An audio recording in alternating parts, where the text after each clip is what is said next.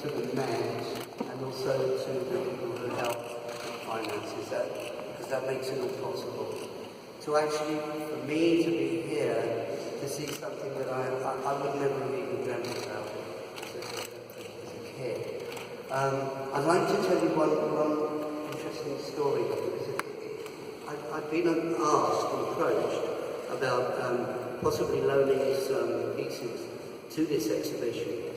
And Jason came to my house, with also Craig, I believe, as well, and they to give me some idea of what the exhibition was going to be about. So this is a few years ago, and they laid out a sort of a plan of what was going to be the exhibits, and it was explained to me that you walk through the Greco-Roman statues to this particular gallery, and then you would see Chuck Berry's guitar standing there with the guitar, and I said, well, that's all you're going to see as you approach it. They said, yeah.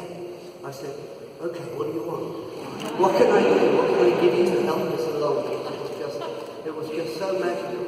And it's this sort of, this sort of chalice there, like the Holy Grail. I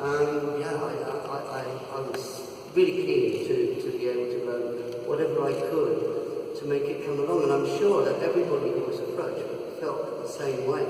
To have something of the phenomenon of electric guitar music, and certainly for what that meant for us in England when first sort of the rockabilly of Elvis Presley reached us, and the records of Ricky Nelson, rock and roll trio, Johnny Burnett, these sort of things. When I heard those, they changed my life, and quite clearly that happened for me.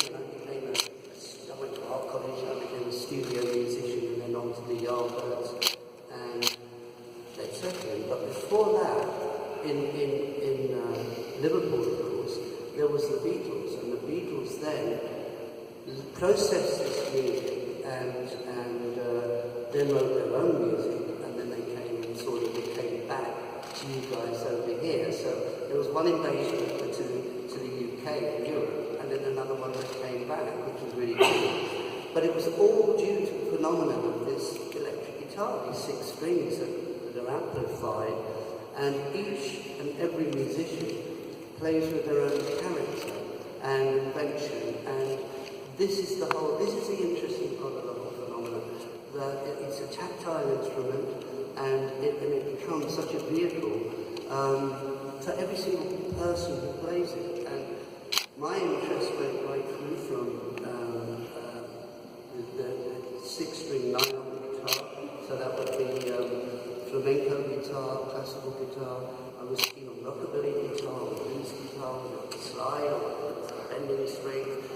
Just the whole thing was just a magical sort of tapestry for me, and I was like a sponge eating it all in, soaking it all in. So this day today is something that I would never have dreamed of, as I said, in my life.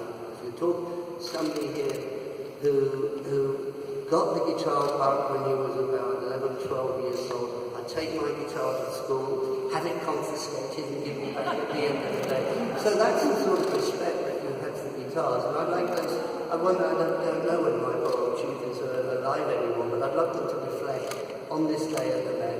Thank you very much.